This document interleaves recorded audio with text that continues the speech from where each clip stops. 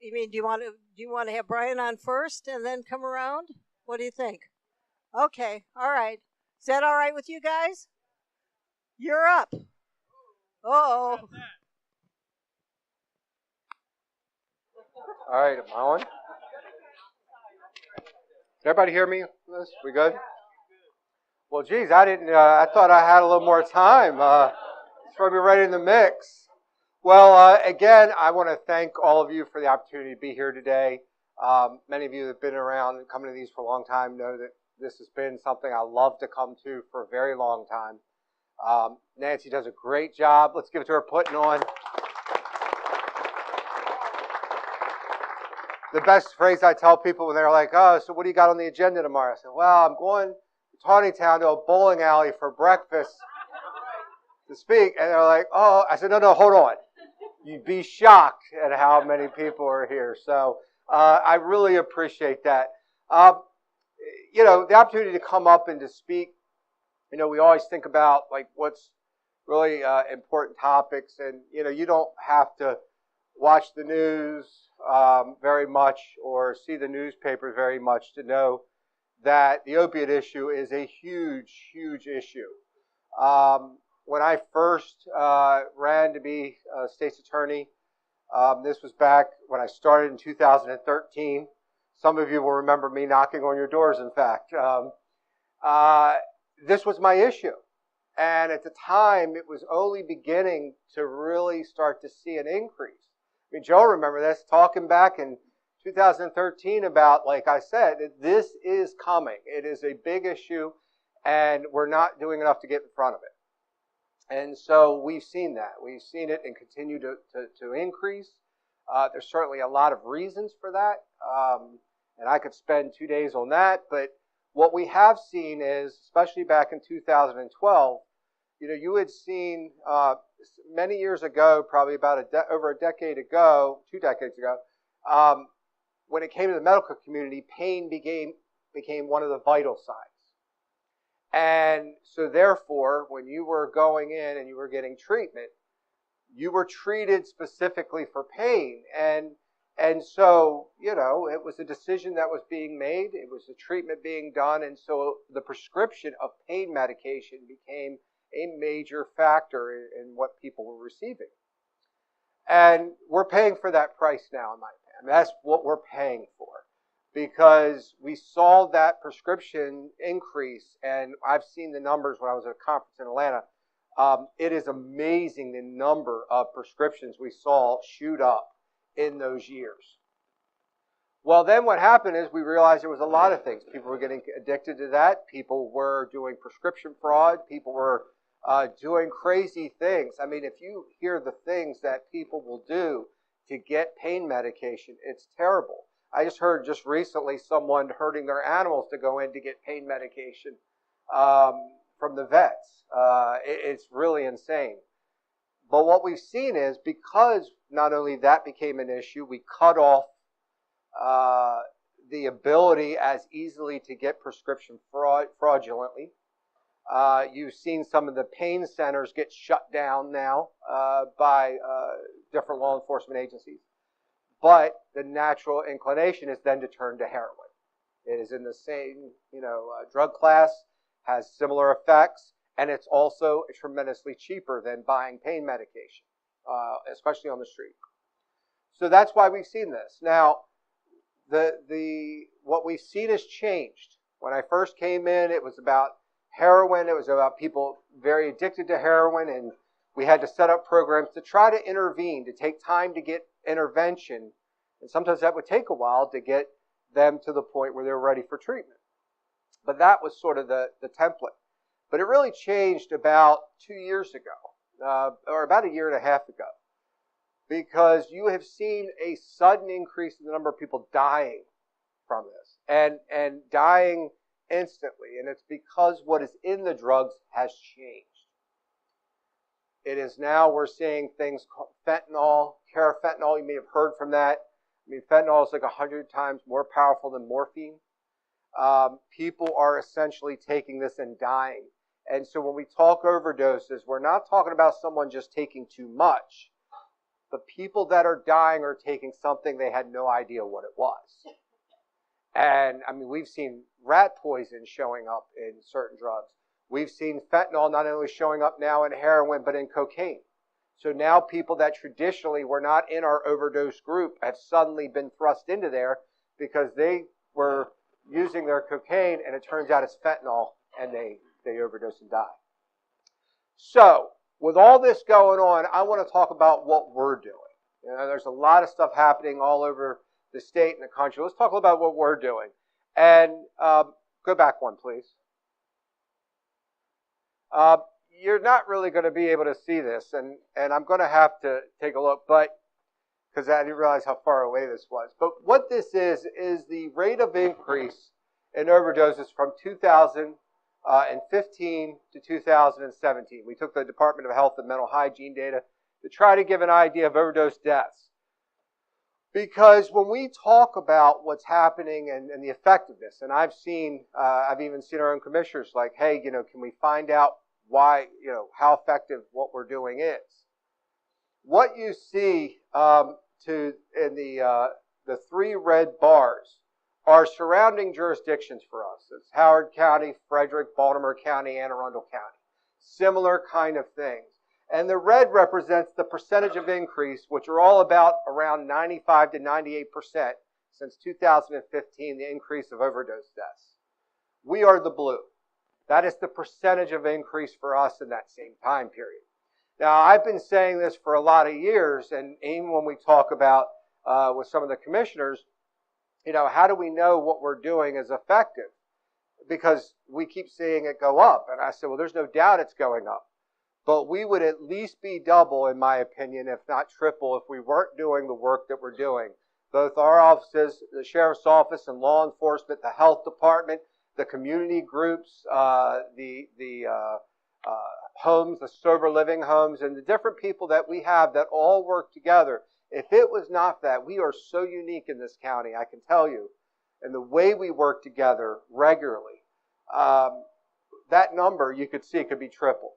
Now, we do a couple things to emphasize how we are approaching this, and I want to highlight some of that. First and foremost is enforcement. Enforcement is a huge issue. One of the things when I first came in that we started was the major offender unit. And that really is experienced trial prosecutors with the sole job of getting people that we're able to get off the street that are problems in our community. You know, the reality is, you know, 10% of our problems are, 90% of our problems is 10% of our people.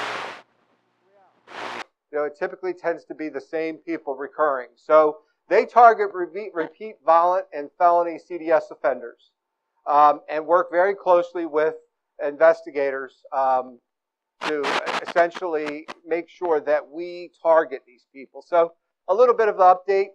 Our major offender unit, there was 112 people that were identified since 2015, either by our major offender unit or what we call our major offender working group. A working group is essentially a working group with all of our law enforcement agencies that are represented in the county, and we simply identify some that may not rise to the level as a major offender that we would classify, but they are a major offender in your community. You know, they're a problem. So maybe they're not committing the violent felony stuff, but they are constantly burglarizing or they're constantly vandalizing. You know, we want to be sensitive to those issues too. So since then, we have actually convicted 29 major offender targets. These are people that we actually proactively sit down and say, we need to convict these people. 48 working group people. Now, what does that mean in terms of convictions? The reason this was a group that I wanted to do is I wanted the court to know these were people out of everyone in the world that we really prioritize. I also wanted to make sure that it was a group, and I had great trial lawyers that were just like, we're going to go for it, because when it's mandatory time, invariably it tends to be tried because there's nothing to lose. And so we want to do that, and we have. And so we've accumulated 654 years of incarceration, with over 200 years of that being without parole, with individuals that we convicted. Now, I can tell you because of that, and I really believe with our work of our law enforcement, the partnerships we've had, we have seen historical lows in crime in Carroll County, and we were already the lowest and safest county in the state.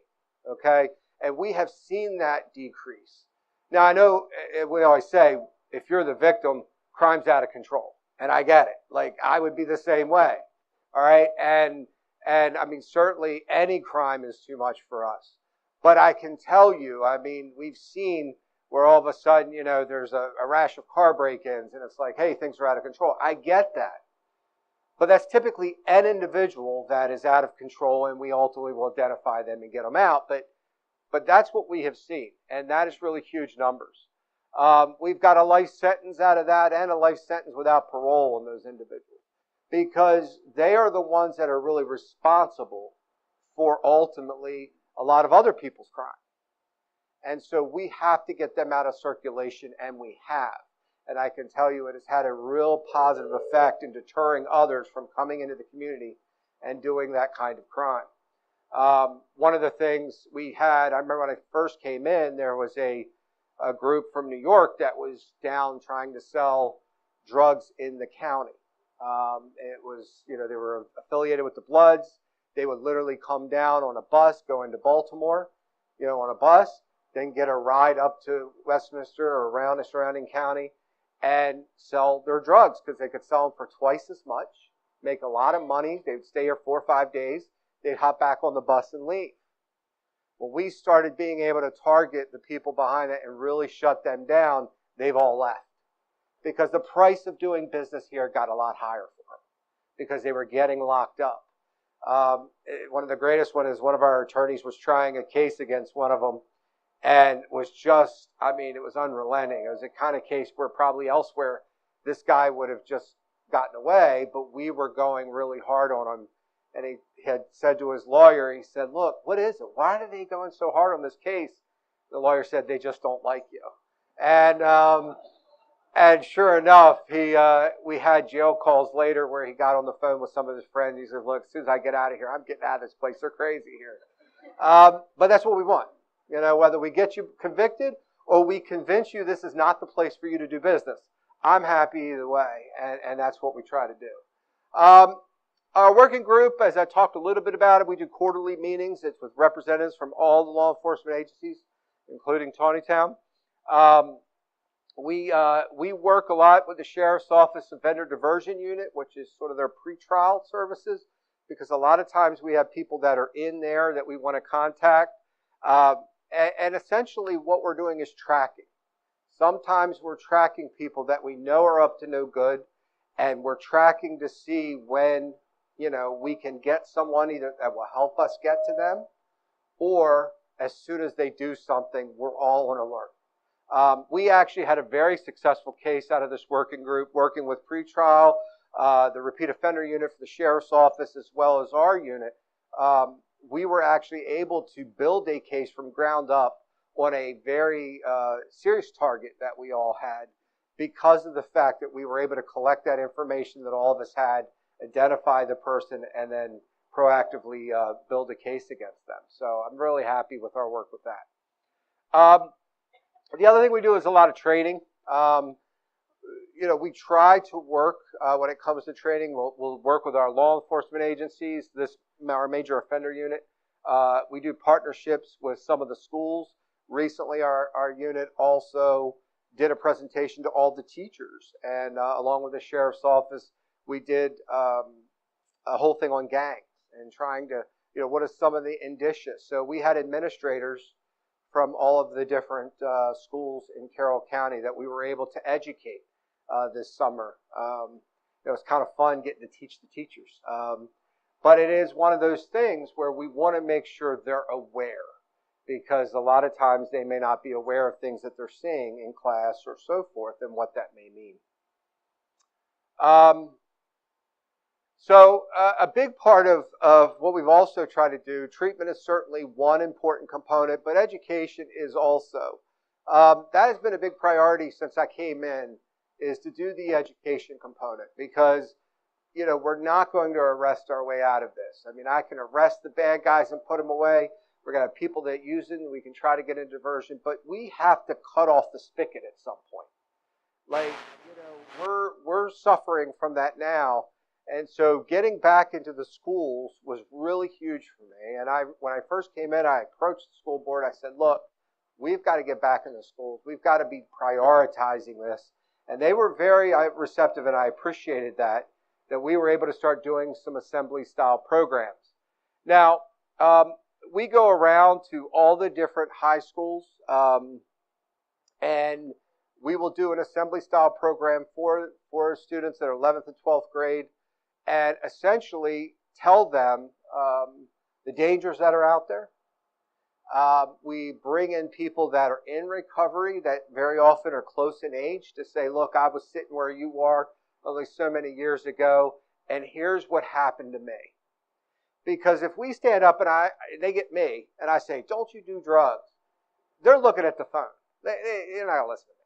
But when they see someone that's close in age, 23, 22, who stands up there and says, I was where you are, I was an A student, I was on the softball team, and then this is how I wound up losing all my dreams and aspirations to heroin. And you can hear a pin drop. I mean, it gets people. And so that was really important. We also, and combine that with some using drug forfeiture money, we try to do some things with students for contests. So this was one where we had students that would ultimately come up with what they thought would be a good message for those of the similar age. This was one they were talking about, don't be a puppet to addiction. But, it's really helpful. And I love anytime I can take money from drug dealers and invest it back in education. I do. I go there and they're like, oh, thank you. I said, don't thank me. You thank the guy we took this off of, because they're the ones that are helping bring us to this program. So, but it is important. So we will do that with some prize money. We give a special ops. One of the things that we started was having a 24/7 number that anyone could call for help anytime, or to find out information. And the reason is because, we had a lot of things that were 9 to 5, Monday to Friday. But that's typically not when you're reaching out for help. It's Friday night at 11 o'clock at night. It's Saturday, evening. So when I came in, I wanted to create people there that could be that resource. That even if you were a parent, you said, oh my God, my kid is doing this, I don't know what to do. Someone would say, here's exactly what you can do. I'll make the contact and make sure that we get someone available that knows you're calling. That helps that process. And so that's essentially what we did when it came to special ops. And it provides children a chance to call, but also parents. Now, and I'll transition to that when I talk a little bit about court diversion.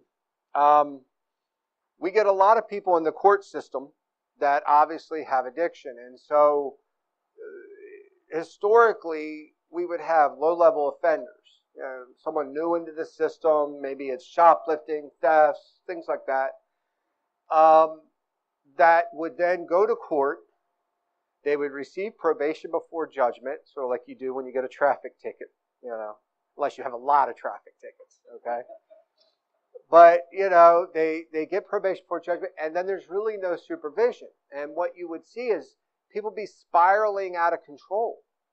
I mean, the reality is, if you're in the throes of a heroin addiction, you're not just going to go, ooh, I better stop. They gave me probation before judgment. I mean, this is not going to happen.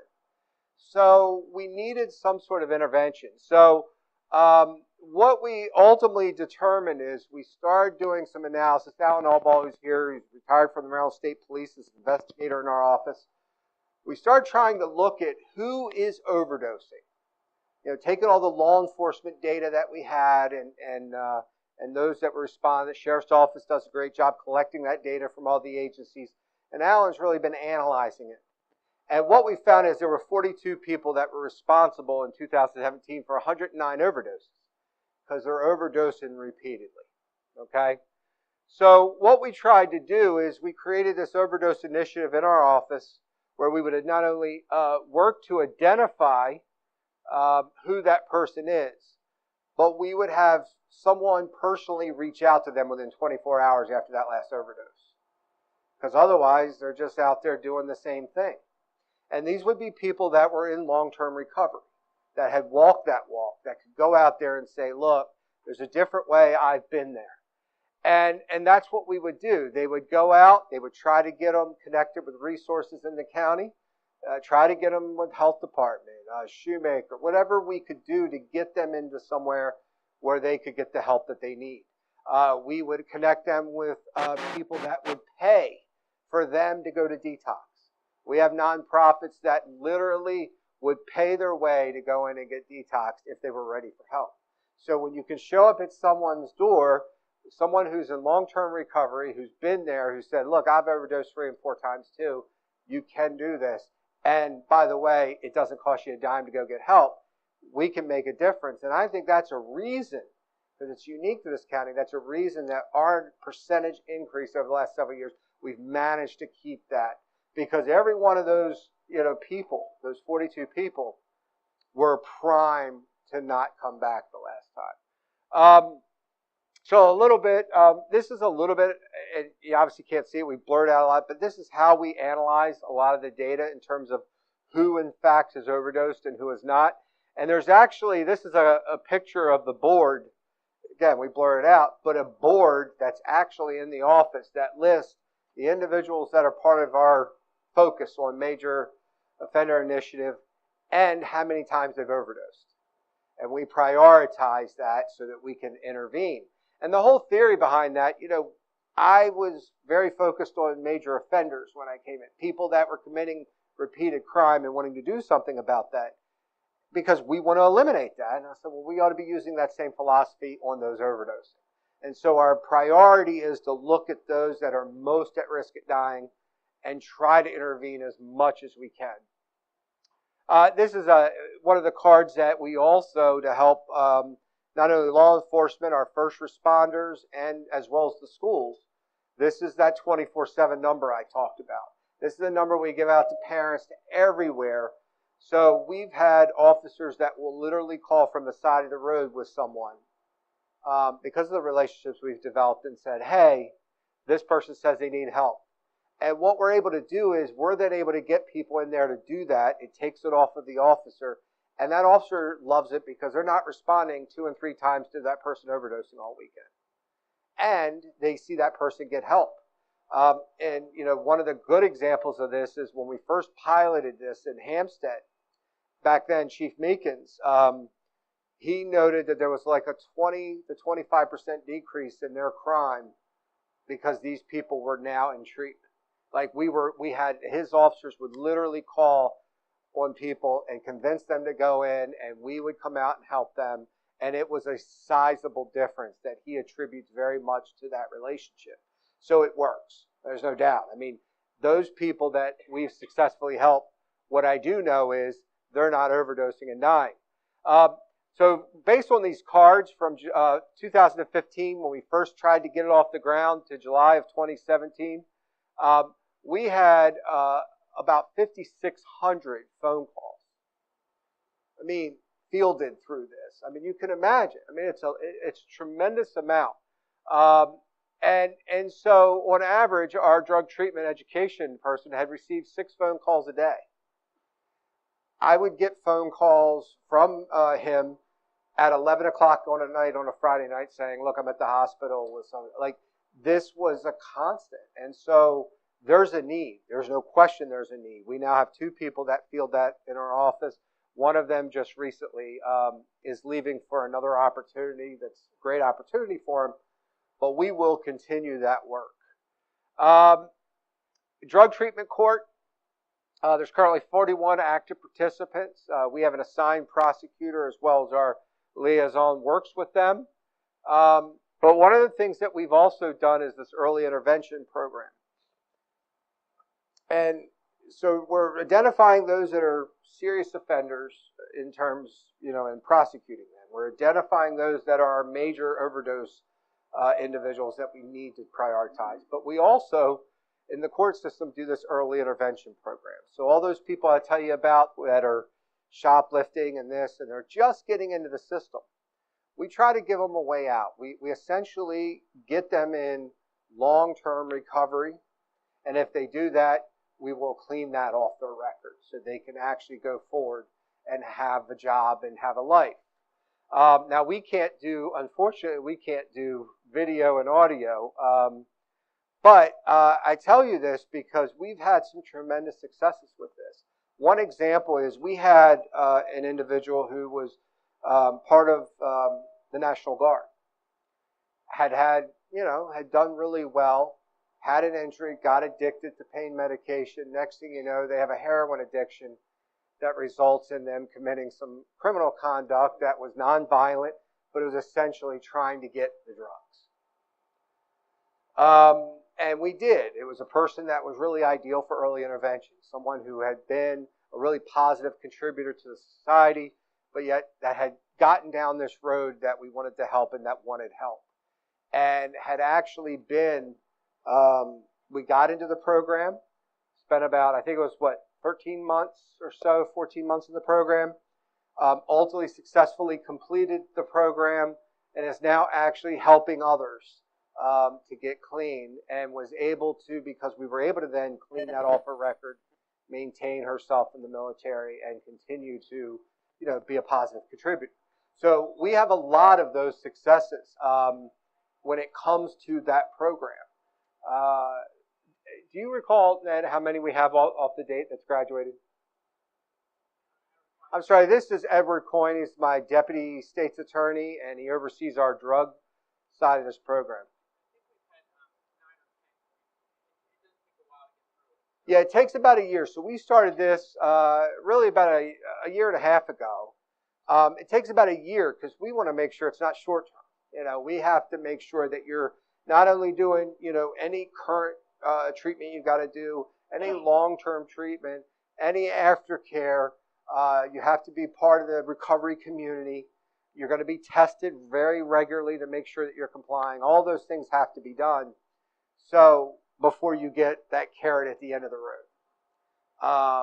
But yeah, so I'm really happy. Again, these are people that otherwise would have resulted in even higher rates. And I always say, we talk a lot about statistics, but behind all these statistics are families. I unfortunately get to see a lot of the families that have been impacted by this. And, so anytime we talk about numbers, I always try to be really sensitive. Like, these are people in our community. These are families. These are people that played on, maybe the soccer team with your kids at some point, or was, an Eagle Scout. I've seen, people that were very involved with that. People that were played in the band and was really successful, and then within, 5 or 6 years, they're running to Baltimore City buying drugs. I mean, it's just a terrible situation. So, again, we are still very much in the fight on this. We'll still continue to be on the fight on this.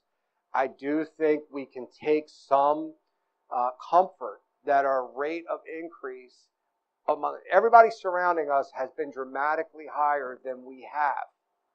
But we don't want any. We want them to go down. But we are in the tsunami on this issue. I mean, it has continued to grow both statewide and nationally. I think Governor Hogan has done a lot to try to get us in front on this issue by declaring a state of emergency, by opening an opioid command center. We work with them, and we will continue to do that. So did I take too much time, Nancy? Not really. Oh, no. If I have to. I introduced already Ned Coyne, who's our deputy state's attorney. He's sort of, he's like runner-up Miss America. If for whatever reason I can't fulfill my duties, or I guess there's pictures that come out at me at some point, right? Next to him is Alan Allball. No, there are none, Don. Alan Allball, he is an investigator with our office, he was former Maryland State Police Trooper for how many years? 29 years. I'd actually worked with him years ago when I was in the Attorney General's office. has been incredibly good at working with the major offender initiative as well as our major offender unit. So he's very good at analyzing the data and determining who we need to deal with. Over there is our prosecutor that is becoming our drug court prosecutor, and apparently is also bringing us a second prosecutor soon, as Elizabeth. And I don't know, which name are we going with? Are we going with Ingram? Okay. So she's changed her name. She got married, and so I didn't know if we were officially getting a name change or not. But Elizabeth does a great job in our office. Is a Carroll County resident, grew up here, and is very active in trying to help us on the drug issue now. To her right is Dean Brewer, sometimes was affectionately called the mayor of Westminster, but he's not truly a mayor. He at some point had been the acting chief of the Westminster Police Department. He is my chief investigator in my office now, and really helps oversee all the investigative sides of what we have to do and working with our law enforcement sometimes in joint efforts. And to his right is Tina Girout, my executive assistant. She tells me what I haven't done and where I haven't been that I'm supposed to be. But she does so much more than that. She really helps produce a lot of the outreach that we do, coordinating the school programs that we do, coordinating the parent programs that we do, which I didn't even mention. We do parent programs as well. So all of those type of things, she's really instrumental in do that. And when I came in, I knew that we needed that position because, prosecution, we got to do that. We do that on a daily basis, but our office can do so much more. And I want to put in one plug for my office, which is tremendous. All these things, when you see us at the carnival, and you see us at Fall Fest, and you see us at this event, and that event, National Night Out, all the things that we're out doing, all these school programs that we'll do it sometimes in the evening with parents, all that, my people volunteer their time. And I'm very aware, like we do the vigil, and I'll have virtually the whole office, and they're volunteering their time. And I emphasize that because, they don't have to do that. This is something where they're committed to this community, and I am incredibly appreciative. I tell them how appreciative I am because we couldn't do any of that without their commitment to doing that. And so, we take our commitment to providing a safe community seriously. It's not just about prosecuting. It's also about educating and helping in different ways. So I think I got everybody, unless one of my people snuck in, but I don't see anybody else. Any questions? You got a question. I had a chance to meet Angela Phillips of the Buisness Rescue Mission. Mm-hmm. It's been my experience that faith-based organizations have much better chance to stop recidivism and addictions. And so I want to know if the state attorney is working with Rescue Mission and other faith-based groups in the county. We have a reformers meeting every Tuesday night at Church Open Door, and these people recover. Demonstrative in statistics. Yeah. Because it's faith-based. Well, I agree with you. We're president, and we do not have to be afraid of sending people to faith-based programs. No, I don't think anybody is afraid. I mean, we'll do anything that people are willing to do to help people recover. As far as the Rescue Mission, I've met with them actually several times. I actually at one point I was trying to get a detox located there because we desperately needed that. And you might remember, I don't know, but I had talked to them at some point trying to connect other people because obviously we can't open a detox. We're state attorney's office, but I was trying to connect the people. Westminster Rescue Mission is a fabulous. I think they're wonderful, and we try to get people, but ultimately, we can't control that. The court doesn't necessarily order them to a particular place. Absolutely, and we do. I mean, you might even remember at our vigil, we had Daryl Strawberry that came in a couple, not this past one, the year prior, and spoke about how faith was so vital for his recovery. So I think there's no question that I've definitely seen faith being a huge component of people's recovery. But, any way that person can find to recover, we want to encourage that. Mm-hmm. Yes? I realize you said the program's only been in effect for about a year and a half. Uh-huh. in your program, what has the success rate been? And I realize we're looking at a short record or period of time after they come through. I mean, is it 98%, 99%? Ned, can you speak to that a little bit? Typically, people's success that are heroin addicts is very poor. The prognosis is very poor. It's better than half. So more than half recover, or more than half complete the program. And the first half is a structured program. They either go through a health department program or a religious-based program where they get structured treatment. The second half is usually 12-step or group therapy, either through Reformers Unanimous or Narcotics Anonymous, Heroin Anonymous. There's a place in Westminster, the Triangle Recovery Club, that has meetings. The churches offer meetings for the second half because we want them to be a lifelong recovery process. So about half, which is better than the average, and even the ones who fail out usually do better than the ones who don't. But it's too early to really have hard statistics. Drug court has been in operation since 2007. There's harder statistics.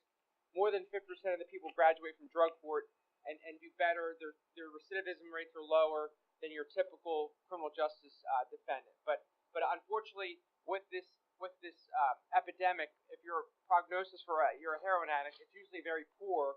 These things help it. We'd love it to be 98%, but that's not as realistic compared to without these programs. Yeah, and I would say, we generally, with drug court, it's been about half, because this may be the very first intervention for them, and sometimes that's not really successful. But what I looked at it is like, I would rather have half of them not doing it anymore than all of them doing it still. And we do, and sometimes that first intervention helps because it sets them up to be successful at the second time, maybe with drug court or whatever. But I always look at it as it's not only helping that person and their family, but it's helping all of you. Because if someone has a $400 a day heroin habit, I guarantee they're not working a job making $400 a day, right? I mean, they're getting it from somewhere, and typically it's because they're robbing your houses or stealing your stuff. So that's why it overall, I think, makes the community safer. Anybody else? Yes.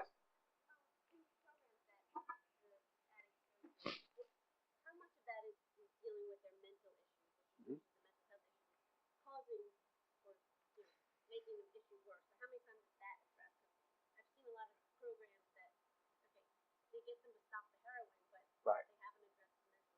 Yeah, that's a huge issue. It's what we call dual diagnosis. Very often, you will see the issue of mental health issues combined with drug or alcohol use, because the drug and alcohol becomes self-medication. They have whatever underlying mental health issue. I can tell you when they get evaluated, that's something that is looked at to get identified. So whether it's any of the programs that are doing that, but it is a challenge. I will tell you, we've made a lot of strides, nationally, statewide, when it comes to dealing with treatment for drugs. Mental health treatment is a huge challenge. And so we have some of those where that underlying mental health issue, we can try to get them the help. We can make sure that gets coordinated. The court will order that. But it does come up, and they do get evaluated to try to determine if they're dual diagnosis or not.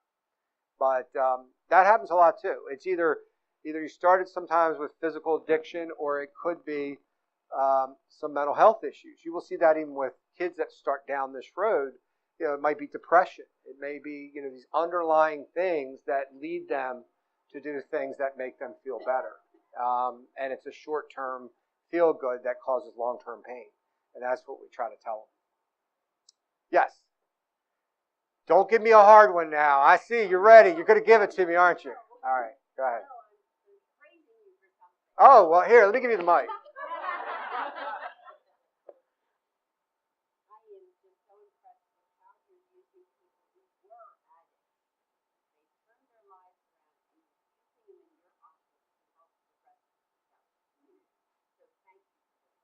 No, thank you. Yeah, I mean, there's some people that might not like that. I get it. But I often look at it as, I think early on that was a huge thing that we need to do, because, again, if we are going to help people in that position, it's much better to have someone that's been in that position. I mean, I don't know anything about what it's like to have overdosed. I have no idea. but I know people that do and that have found a way, and marry often through faith. They've done, but they have gotten themselves to that place that they can actually do that. So I think it's really vital. I mean, this is all hands on deck. It's similar to those people that are in other situations. For example, in domestic violence situations. I know Terry's done a tremendous job in helping people. But again, you want people that have walked or been in that situation. It makes a difference. And so thank you. I appreciate that. Right. All right. I told Nancy, next time I come, my topic's the joy of crochet. All right. This opiate stuff, every time I come here, it's depressing. Next time, I'm going to have a nice and joyful topic. Maybe we'll do a poll and we'll pick a topic, whatever it is. All right. Thank you all so much.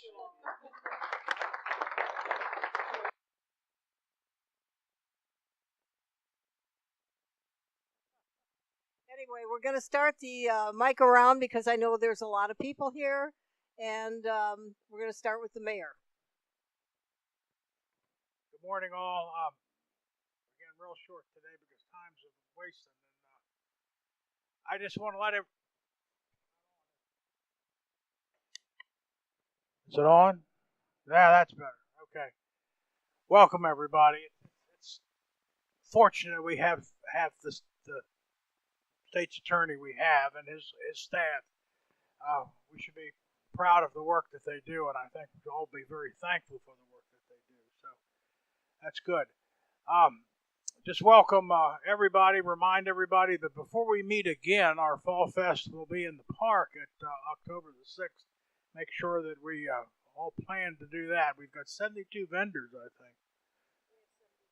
Yeah. I'm about swallowing it now. Anyway, I'm also want to let everybody know that I have a scheduled today at 11:30 at the Carroll County Realtor's office on Marshall Street, a lunch and learn for anybody who is a realtor or who is in the realtor-related field. Come down and learn about how reverse mortgages can purchase your next home, enable you to put a lot of extra money in the bank and earn higher commissions if you're a real estate person.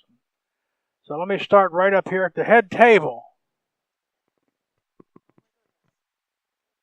Hi, my name's Joyce Mahoney. I'm the executive director of the Sober Truth. We're a nonprofit, and we provide substance abuse treatment right here in Taneytown.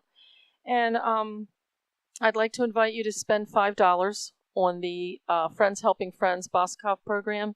It's your introduction to the holiday shopping, October 16th. And all the nonprofits that participate get to keep the $5 that we sell this. You could be one of 3 winners of a huge gift card at Boscov's, and you can shop till you drop from 8 a.m. to 11 p.m. at night. And we also have our annual dinner coming up, so if your business would like to be a sponsor, I do have some sponsorship information here. It's November 10th. We'd love to see you there. So, Joyce Mahoney, Sober Truth. Good morning. Hello? Okay. Hi, I'm Tamara Osterman. I'm with the Maryland Department of Commerce. We're the state's economic development agency. I work with businesses in Frederick and Carroll counties to connect them with state and other resources to help them grow. Good morning, everyone. I'm Jillian Dittrich. I'm the manager at the Taneytown Library, and I hope to see you all there. Good morning. My name is Sheila Leatherberry. I have my Student Government Association here from Silver Oak Academy. We're having a spaghetti dinner September 22nd. I have flyers on the table. You interested to see me for a flyer? Pancake, I'm sorry.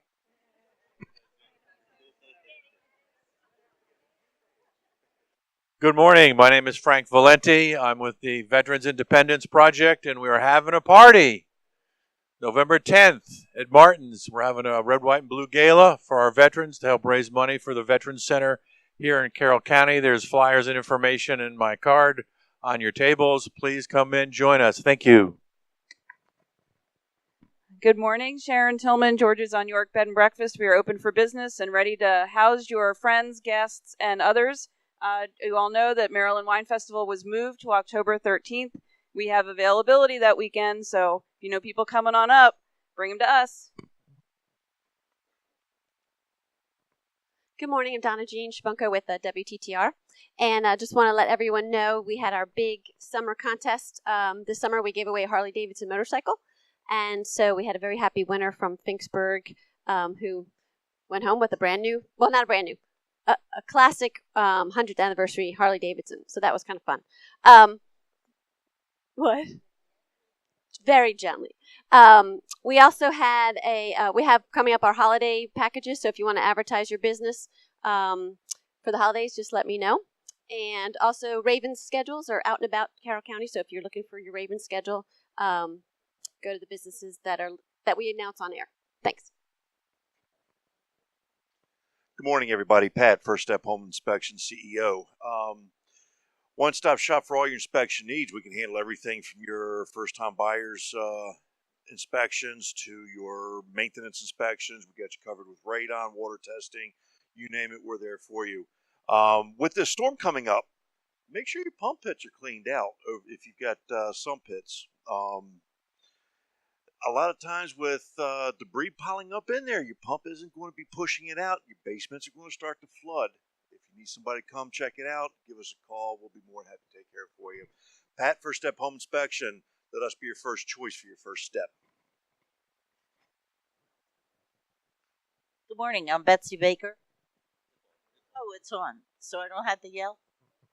I'm, I guess, the local volunteer for all different kinds of groups here, and I love it. And the more you can get involved in, the more you learn, the more you do. So it keeps you out of trouble. Good morning, Kevin Strack, Premier Fire Protection Services. Couple heads up, smoke detectors need to be replaced every 10 years. Make sure you get it done. Any houses that have sprinklers in them, you need to have your check valves replaced. Realtors and home inspectors are missing it left and right, and sprinkler heads are recalled. Make sure you get them checked out. My name is Alan Allball, investigator with the Carroll County State's Attorney's Office. Ned Coyne, Deputy State's Attorney for State's Attorney's Office. Thanks for having us. Kelly Heck, local photographer. John Hale, longtime realtor in town, also recently started photo business using drones, and I'm quickly becoming addicted to that. Stacy McGuire from Lorraine and Taneytown, Director of Community Relations. I'm Jeremy Schultz, the Marketing Director for Kenny's Markets in Taneytown and everywhere else. I had a long list, but we'll just keep it to one thing. By shopping at Kenny's each day, if you have a loyalty card, you can win $500 cash. If you're interested in that, if you spend $40 in a transaction, you can get a bonus entry. I'm not sure if you were aware of that, but that's a pretty good deal. Thanks for inviting me. Rocky Herring, Kenny's Market. I want to give you 2 dates that are very important. First one is Lobster Fest, October 6th. 1 1/4 pound lobster for $9.99. And the next one is the big one, the meat sale, October 18th. Second group to know about it. Nobody knows anything. Keep it a secret. And that's a good thing, I'll tell you. I live here, so yes, I use Kenny's all the time. I don't know. Can you hear me? I need to swallow it. Okay, I have a kind of soft voice. The Oktoberfest that Trinity Lutheran is putting on October 22nd is coming up. I'm looking for anybody who would like to volunteer, to donate anything, go to Habitat for Humanity. Please come. It's online, trinitytaneytown.com, and you can get your tickets online. Thank you. Wilma Brown. Good morning, everyone. Neil Rupp with Springdale Preparatory School in New Windsor. If you'd like to have a tour of our campuses, come see me. Morgan Cicadas. I'm just a student at FSK. So. Katie Ketzel, also a student at FSK, public relations intern. So. And I didn't warn them that they had to do that today. I'm sorry. I'm Jenny Adcock with Francis Scott Key High School. Have 2 interns today. I also serve on the Uniontown Historic District Committee, and we have our ghost tour coming up on October 20th. That's really fun. You get to go through some of the historic homes in town and hear about some of the haunts. So it's a fun event from 6 to 9 on October 20th. We are looking for raffle items because all those monies go towards the Historic Academy in Uniontown and the upkeep of that very aging building. So if you would like to offer up any raffle items, I would love to get them from you. So thank you.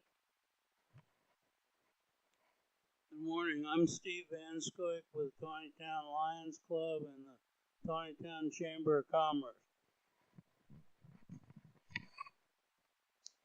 Barry Flickinger with the Taneytown History Museum. Several things to talk about. Our holiday of trees, wreaths, and centerpieces will be from November 26th until December 15th. Will be held at NWSB here on East Baltimore Street in Taneytown. The second thing I'd like to talk about is the golf tournament, which is next Friday, September 21st at Quail Valley. We'd love to have any of you golfers join us.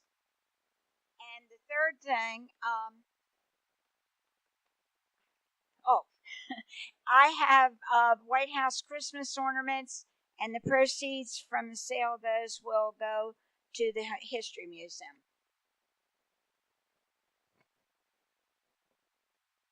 Good morning. I'm Mark Bollinger with Barnes Bollinger Insurance, located in Westminster. Good morning. I'm Melissa Fabel from Members First Credit Union. I manage the branch in South Hanover, Pennsylvania. Good morning, everyone. My name's Carly Wheatman. Carly Wheatman. Wow, I haven't slipped up on that in a long time. Thanks, Dad. All right. That's because he'll always say Carly Wheatman all the time. Carly Hudson, whatever you want to call me. Licensed financial advisor with Edward Jones. I am actually speaking next month. So one thing I can't do is I cannot guarantee returns. My crystal ball hasn't come in yet. It's on back order. But I can guarantee you that it'll be a good time next month. I've got a little gift for you. We're going to be focused on fall, but also talking about preparing for and living in retirement. So if you've ever had a question about money, you should be here next month. Thank you. I'm Claudia Olson. I can't stand microphones, so I have a good voice. Claudia Olson, I'm an acupuncturist.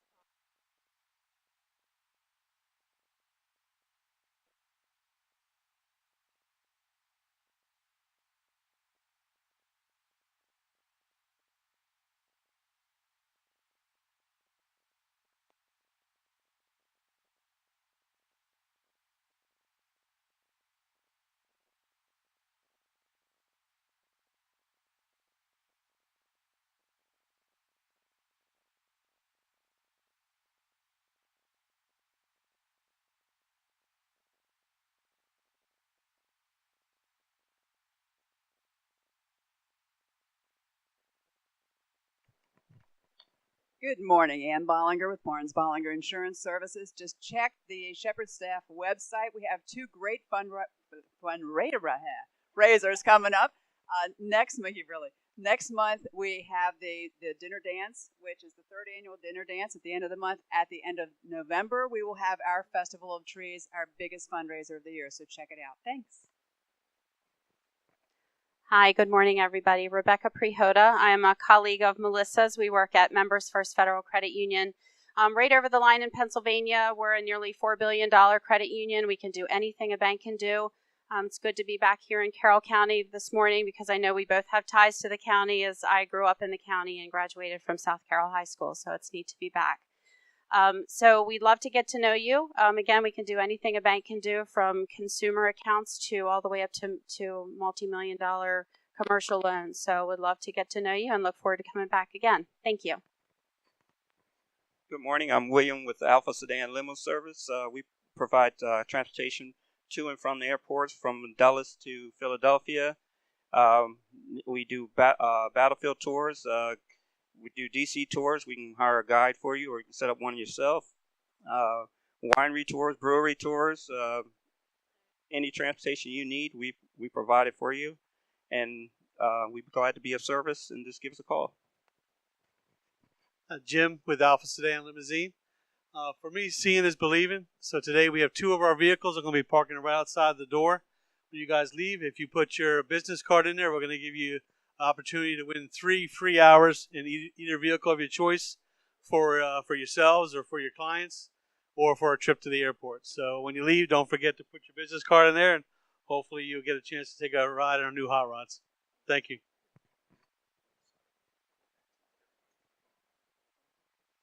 Good morning. I'm John Hudson. Sorry, it's all apparently very confusing. I don't know. I am a business counselor and business attorney in conjunction with the Entrepreneur Store. I could tell you about how we offer everything to make your business better and make it operate and reduce your stress levels and all that stuff, but I won't because we're being brief. What I am going to talk about for just a moment is the Taneytown Ambassador Program. How many ambassadors do we have this morning? I know there's a bunch. Look at all the hands. Currently, we have over 100 Taneytown ambassadors. I know there are at least 10 people in this room that have told me, please let me know when the next certification training is because I would like to be an ambassador. On that table right there is the sheet. The next training is Wednesday, October 3rd at 6:30 p.m. at Taneytown Town Hall, City Hall. I really hope that everybody who said they wanted to do it can sign up. To make it even easier, if you just hand me your business card and say, send me the invite, remind me, I'll register you that way. Very briefly, what it is you come. It's about an hour training. Everybody here survived it that's an ambassador. Everybody here who took the training passed the exam. Once you go through that process, a few weeks later, we have a wonderful dinner for you. You get your ambassador credentials. You will have learned about Taneytown history. You will have learned about what it takes to have a sustainable Main Street. You will have learned about economic development incentives, some of the cool architecture in town, and how to be a good host and hostess for the city. So if you have any questions, please let me know, let Nancy know. The sign-up sheet is there, or just hand me your card and we'll get you in. Hope to see you there. Thank you. I'm Sue Morris. I'm with the Taneytown History Museum. I'd also like to tell you that I'm one of the bag ladies that meets at Carol Vista. We make the mats that go to shepherd staff for the homeless people. We've also donated several to Taneytown Police Department. Good morning, Chris O'Hanion, Infinity Global Travel, full-service travel agency here in Taneytown. Good morning, I'm Angela Phillips, and I'm from the Westminster Rescue Mission. I just wanted to invite you. There are half sheets of paper on your tables if you want to grab one, or I can give you an additional one. This Sunday, and why my hand went up so quickly is because this Sunday, the mission is having an inaugural fundraising event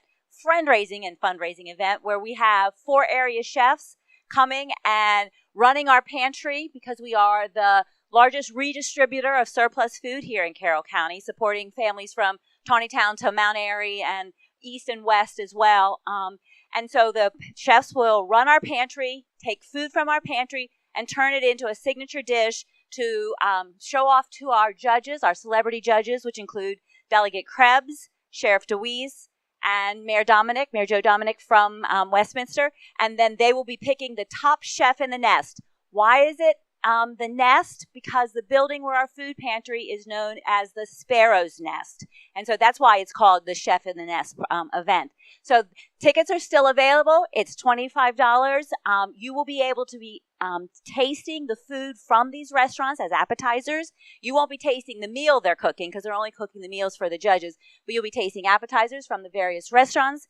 We have Bud's at Silver Run. We have the Food Chick. We have from Hampstead, Manchester. I always get confused. I apologize. Steep Tea Cafe. And we have a gentleman from our actual recovery program who is still working through a recovery program, who most recently was a chef at Johansson's. So 4 good chefs cooking this Sunday. We'd love to have you. Angela Phillips, the Westminster Rescue Mission. Good morning. I'm Kristen Dittman-Zimmer from Wind Chimes. We provide a absolutely free service to seniors and their families who are trying to find the next step, whether that be independent living, assisted living, a memory care neighborhood, skilled nursing, or even home care. We can come in, find out the functional status, what the budget looks like, locational, spiritual, social needs, and then refer that senior to just 2 or 3 communities. We'll actually set up the visits for them. We can provide transportation if need be, and just absolutely help through the entire process of moving into a community. Hi, I'm David Pittman. I'm the president of the Francis Scott Key Junior Eagles football and cheerleading program here in town. I'm also a Taneytown ambassador, and I have a question for you. What was Oscar's score?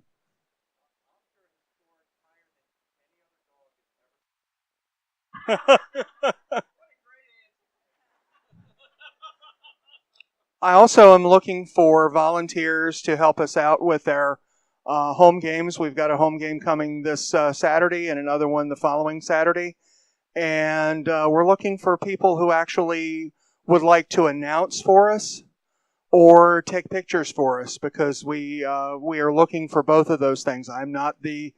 My voice is not suitable for announcing, and I have a lot of other responsibilities too, so I can't, divide my time. So if anybody wants to volunteer to take pictures or to come and announce in our press box, please let me know. Thank you very much. Hello, everyone. I'm Janet Paulson, and I represent 2 businesses. Floral Fets, which is the flower shop on Main Street. Right now, our hours are going to be changing again because it was kind of slow in the summer. So we're going to start opening again, I think, starting on Wednesdays at noon. But you can check the front door, or always don't forget, you can always order flowers on our website, floralfets.com. I also represent the Tannery Barn. So I don't know if any of you have seen it. It's on Frederick Street. We have some construction going on. I'm pretty excited. So things are moving along. So I'll have different updates on that. But hopefully by the end of fall, we might maybe be open. Cross the fingers. One of the other exciting things that happened, and I'm excited to announce this for Taneytown too, Mayor, is that we're going to be part of the Maryland House and Garden Tour. And that's a really big deal. And it's going to be on Frederick Street. St. Joe's is going to be featured. And, of course, the Ludacil House is going to be featured. And the Tannery Barn is going to be featured. I'm so excited. This is going to be fantastic. There'll be over 5. This is for the whole state of Maryland. I want you to understand that. That's over 500 people coming. And they asked for my recommendation for sandwiches. And guess what? Lois is going to be doing the sandwiches for Stonehouse Cakery. So I'm excited about that. But if anybody's interested in an ad to promote your business, this is great because this really will be for the whole state coming and stuff. I think they had over 500 people come through down in Annapolis last year and stuff. So this is really exciting news. Plus, one more thing. The Tannery Barn officially announced yesterday on social media, we have a brand ambassador.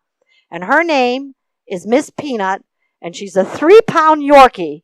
And she has pledged that she is going to come and meet all her neighbors, all the businesses, and town officials. So, Mayor, I'm hoping you'll have a picture with Miss Peanut, okay? And all that's going to be posted. Plus, what I would like to do for the businesses, if Miss Peanut does come in, we'd like to have that on our website and show your business off. So it's kind of like working together. And it doesn't cost anything. It's for fun, right? And Miss Nancy, she will be at the Tales of Taneytown, okay? So, okay, excellent. Moving on. Hi, everyone. I'm Jamie Hill. I'm a staffing specialist for Manpower, and we service both Carroll County and Frederick County. And I just wanted to let you know if you do need any hiring solutions, temporary to permanent, or direct hire, I'd be happy to talk to you of ways Manpower can help. So thanks for having me here. Good morning. Don Frazier, City Councilman in Taneytown. Taneytown is a great place to live and work. We're back on last Monday nights of every month here till Christmas with programs at a wonderful blessing we have in Taneytown, which is Flick's Restaurant. It's terrific, and we love the food there, and we encourage you all to come and dine at Flick's in Taneytown.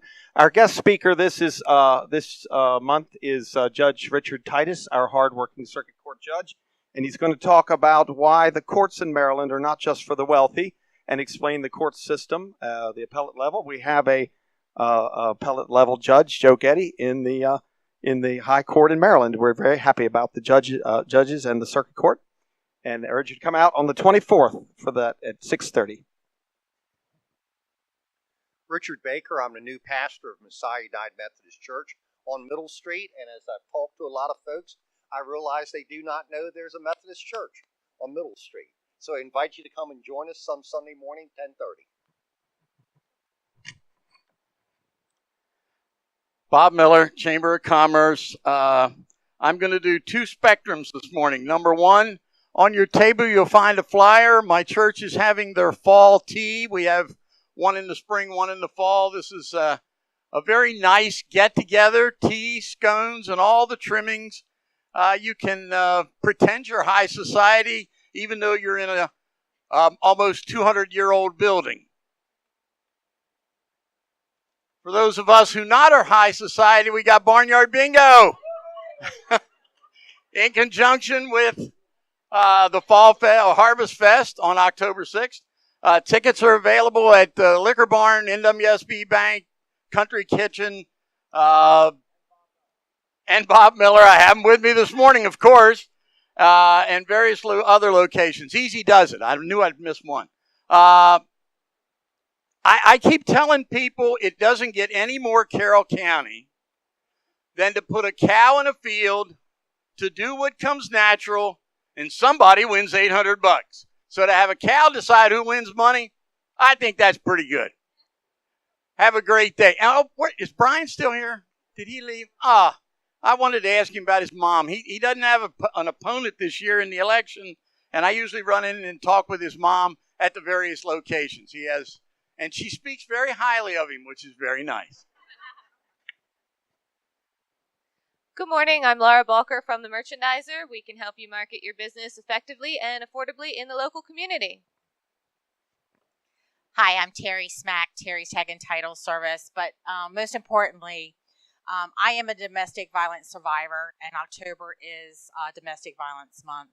So if you have anything that you want to hand over for anyone in Carroll County, or if I can assist you or pick up things from your business or your home, it's very important to me to raise awareness.